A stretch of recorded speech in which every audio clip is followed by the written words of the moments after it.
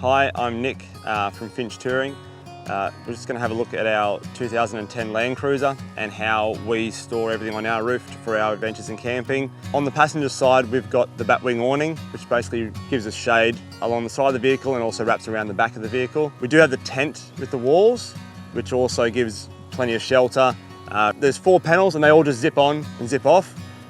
So you can customize it again, completely customize it to what you or your family's needs are when you're camping. We've got our Max Tracks, which is the recovery boards. They're quick release. Everything on here is pretty much quick release. We've got the buttons here as well for the shovel. We've got the luggage bag up here, which is pretty cool. We've got 2 of these. We might fill one with all the sleeping gear, which is then going to give the family more room inside. And they just clip on onto the rack and clip off, which is cool, nice and easy. We've got the shovel mount here. Now again, it's all just quick release.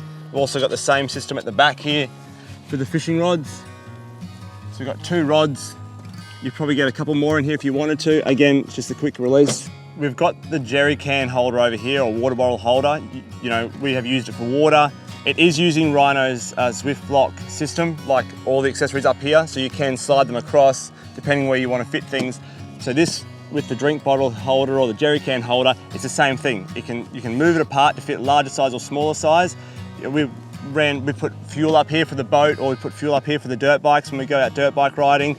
It's pretty secure, which is kind of cool as well. You can do water bottles, but yeah, it's customizable, which makes it a lot easier when you don't know what size you're going to carry.